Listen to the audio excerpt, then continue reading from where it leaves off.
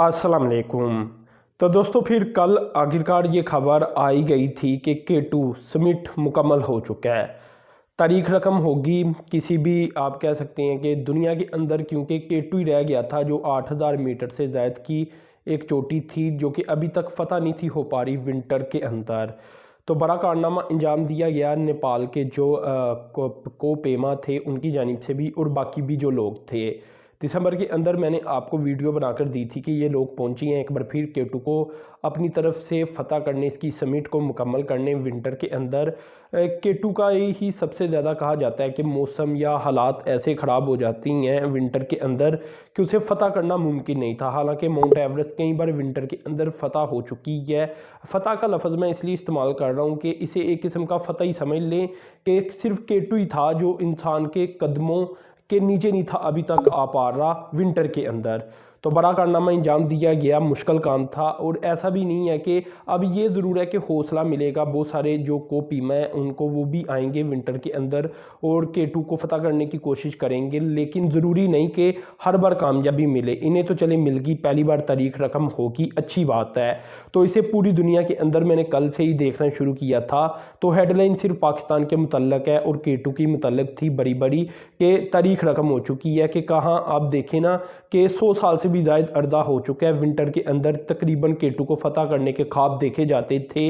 तमाम कोपीमा जो बड़े बड़े हैं दुनिया के, वो देखते थे कि किसी तरह K2 को भी हम फ़तह कर पाएँ, लेकिन नहीं था हो पा रहा। तो ये बड़ा कारनामा अंजाम दिया गया। अब इससे पाकिस्तान के ऊपर ये इम्पैक्ट पड़ा है कि जब ये हेडलाइन की सूरत में पूरी दुनिया के अंदर खबर छपी तो उसमें पाकिस्तान का जिक्र भी आया। तो इसलिए ये बहुत बड़ी डेवलपमेंट थी कि एक हेडलाइन के अंदर हर जगह पूरी दुनिया के अंदर हर अखबार के अंदर इसका जिक्र मिला और पाकिस्तान का भी जिक्र मिला एक मुस्बत अंदाज के अंदर।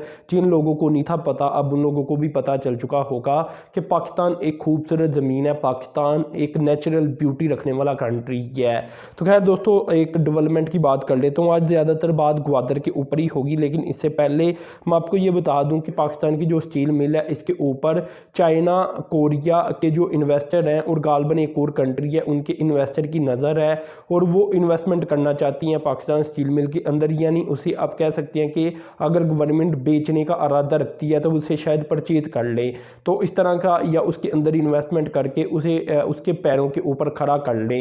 तो इस तरह की 2-3 ऑप्शन सामने आ रही हैं। अब देखते हैं कि आगे जाकर बात कहाँ बनती है। इसमें दोस्तों ये मैं आपको बता दूं कि इस माह के अंदर ज़मीन जो इसकी पाकिस्तान स्टील मिल की ज़मीन है, इसकी इवैल्यूएशन की जा रही है कि इसकी कीमत क्या बनती है। इसके बाद जो मार्च वाला माह होगा इसके अंदर एक्सप्रेशन ऑफ इंटरेस्ट मांगा जाएगा कि जो कंपनीज इसमें इंटरेस्ट शो कर रही हैं, जो कि अभी भी कर रही हैं, जिसमें मैंने आपको कंट्रीज़ का भी जिक्र किया कि 3 कंट्रीज़ ये बनती हैं जिनके कंपनीज और इन्वेस्टर यहाँ कुछ ना कुछ करना चाहती हैं। तो वो फिर एक्सप्रेशन ऑफ इंटरेस्ट भी दे देंगे मार्च के अंदर और इसके बाद जो अगला प्रोसेस है वो सामने आएगा। इसके अलावा दोस्तों ग्वादर के मुतल्लक एक बड़ी डेवलपमेंट ये मैं आपसे शेयर कर दूं कि ग्वादर के अंदर इस साल के शुरू के अंदर ही जो पहली वेसल आ चुकी है। पहले तो ये था ना कि वेसल आती नहीं थी और लोग पूछते थे कि कब वेसल्स आएंगी, कब जहाज़ आएंगे, कब सामान की आमदोरफ्त होगी ग्वादर पोर्ट के ज़रिए, ताकि हमें भी पता चले कि हाँ ग्वादर पोर्ट सच में ऑपरेशनल हो चुकी है।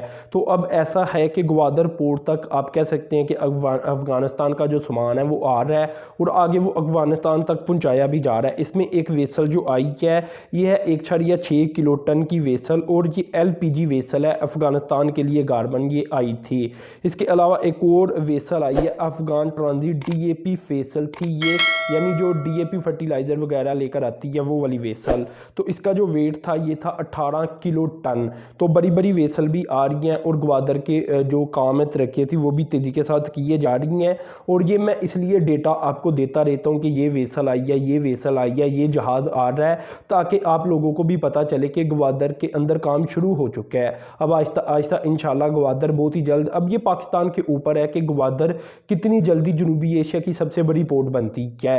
अब अगर पाकिस्तान चाहे तो इस पर 50 साल लगा दे, पाकिस्तान चाहे तो इस पर 10 साल लगा दे। ये सब कुछ इंसान के या पाकिस्तान मतलब हमारी कंट्री के ऊपर है, हमारे लोगों के ऊपर है कि हमने कितनी तेज़ी के साथ काम करना है और कितनी तेज़ी के साथ तरक्की की जानिब गामज़न होना है। अब दोस्तों एक और डेवलपमेंट ग्वादर के मतलब, जैसा कि मैं आपको बता रहा था कि ग्वादर के मतलब काफ़ी इन्फॉर्मेशन आ रही है सामने। तो ग्वादर की तरीक के अंदर एक और बड़ा कारनामा अंजाम दे दिया गया है और आप कह सकते हैं कि अब इंशाल्लाह ग्वादर तेज़ी के साथ तरक्की की जानिब गामजन होगा। क्योंकि अगर पाकिस्तान को देखा जाए तो पाकिस्तान की जो डिपेंडेंसी है ये कंस्ट्रक्शन इंडस्ट्री के ऊपर बहुत ज़्यादा है। तो ग्वादर के अंदर भी इसका इंशाल्लाह आप कह सकते हैं कि अब एक पौधा लगा दिया गया है जो कि तेज़ी के साथ ग्रो करेगा। ग्वादर में दोस्तों पहली बार तारीखी कामयाबी मिली है कि जो नेशनल ग्रिड है उसके साथ ग्वादर की 2 हाउसिंग सोसाइटीज़ को कनेक्ट कर दिया गया है। और दोस्तों ये भी मैं आपको बताना चाहूँगा कि ये चाइना पाकिस्तान इकनॉमिक कॉरिडोर के अंडर ही रहकर सब कुछ किया गया है। और ये जो डेवलपर हैं इनकी कंपनी का नाम बन जाता है CPIC। अब इस कंपनी के ऊपर भी डिटेल वाइज मैंने वीडियोस बनाकर रखी हुई थी माजी के अंदर, तो उसमें मैंने आपको बताया भी था कि ये सबसे पहले डेवलपर हैं जो कि ग्वादर के अंदर आए थे। ग्वादर में अगर इन्वेस्टमेंट की बात की जाए तो ये सबसे पहले बनते ही हैं। तो सबसे पहले इन्हीं की जो कॉलोनीज़ हैं, इनकी जो हाउसिंग सोसाइटीज़ हैं, उन्हीं को बिजली के कनेक्शन दे दिए गए हैं, उन्हें अप्रूव कर दिया गया है, इन्हें नेशनल ग्रिड के साथ कनेक्ट कर दिया गया है। अब क्योंकि ऐसा शुरू हो चुका है काम, तो आगे मज़ीद ये काम तेज़ी के साथ ग्रो करेगा। मज़ीद आप कह सकते हैं कि बिजली के कनेक्शन के साथ वहाँ जो कंस्ट्रक्शन इंडस्ट्री है उसमें बूम देखने को मिलेगा। इसके अलावा दोस्तों इस कंपनी के बारे में मज़ीद मैं आपको ये भी बता दूं कि इन्हीं की जानिब से ग्वादर के अंदर ग्वादर का पहला जो इंटरनेशनल गोल्फ एस्टेट है वो भी बनाया गया था। अब ये गोल्फ कोर्स के बारे में बताया जाता है कि ये अरबों डॉलर मालियत की इकानमी जनरेट करेगा ग्वादर के अंदर इन फ्यूचर, ऐसा बताया जा रहा है। और ये सबसे पहला है और है भी इंटरनेशनल स्टैंडर्ड का। तो दोस्तों ओवरऑल बात यह है कि ये बहुत बड़ी डेवलपमेंट हुई है, बहुत बड़ी खबर है। इसके ऊपर मैं जितना भी इधर उधर का बोलूँगा शायद आपको बोलने में मेरे इतनी ये बड़ी डेवलपमेंट नज़र ना आए, लेकिन इसका इम्पैक्ट पड़ेगा। क्योंकि आप देखें कि अब कनेक्शन का आगाज़ हो चुका है ना, अब और भी इन्वेस्टर आएंगे। अब तेज़ी के साथ ग्वादर ग्रो करेगा, तेज़ी के साथ वहाँ इन्वेस्टमेंट आएगी और तेज़ी के साथ वहाँ की जो रिहाइश आप कह सकते हैं सोसाइटीज़ है उनमें इजाफा होगा। और इसी के साथ आपको पता है कि कारोबार भी जनरेट होगा। इसके अलावा दोस्तों एक और डेवलपमेंट आपसे शेयर करता हूं और ये आ रही है जर्मनी से। तो दोस्तों जर्मनी मजीद कोई 5 मिलियन यूरोस जो पोलियो की एरेडिकेशन है, पोलियो का खात्मा है, उसे करने के लिए ये पाकिस्तान को गालबन देगा, ये पाकिस्तान की सपोर्ट करेगा। ये एडिशनल पैसे हैं जो सामने आए हैं जो कि जर्मनी की जानिब से पाकिस्तान को दिए जाएंगे। इसके अलावा दोस्तों ये मैं आपको बता दूं कि ज़्यादातर पैसा जो खर्च किया जाएगा ये किया जाएगा डोर टू डोर ऑपरेशन के ऊपर, यानी जो घरों के हर घर तक आपको पता है कि वो जो वुमेंस होती हैं वो आती हैं और जो आप कह सकते हैं कि पोलियो की वैक्सीन है वो देती हैं बच्चों को भी।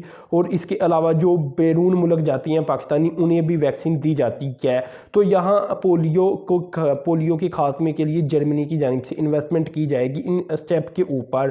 क्योंकि अगर स्टेप वाइज देखा जाए तो स्टेप बहुत सारे होते ही हैं, जिसमें पोलियो की वैक्सीन को हासिल करना होता है, आगे और भी इंतजाम होते ही हैं। तो इसमें जो स्टेप मैंने आपको बताए उनके ऊपर जर्मनी पैसा खर्च करेगा। इसके अलावा दोस्तों ये भी मैं आपको बता दूं कि जर्मनी की पूरी ये कोशिश है कि पाकिस्तान के अंदर से जितनी जल्दी हो सके पोलियो को ख़त्म किया जाए।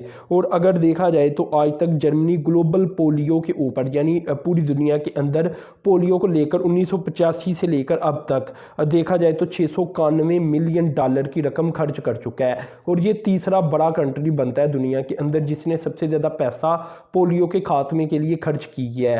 तो पाकिस्तान में ही गालबन अब पोलियो रह चुका है और इसके खात्मे के लिए भी जर्मनी काफ़ी मदद कर रहा है पाकिस्तान की। तो ये दोस्तों डेवलपमेंट सामने आई है। और इसके अलावा ये मैं आपको बता दूं कि जो बॉर्डर हैं पाकिस्तान के वो 100 से ज़ायद पॉइंट बनती हैं पाकिस्तान के बॉर्डर्स के मुख्तलिफ एरियाज़ के अंदर। तो उन तमाम जो एरियाज़ है वहाँ भी पोलियो की फ्राहमी की जाएगी वैक्सीन की, ताकि बॉर्डर टू बॉर्डर भी देखा जाए तो पोलियो किसी और कंट्री की तरफ ना जा सके। तो इस तरह का ये प्लान बनाया गया है जर्मनी की जानिब से और ये पाकिस्तान की मदद करेंगे। तो दोस्तों अपनी चैनल को सब्सक्राइब कर देना, साथ में जो बेल के आइकन पर क्लिक कर देना। तो इतना ही था, अल्लाह हाफिज़।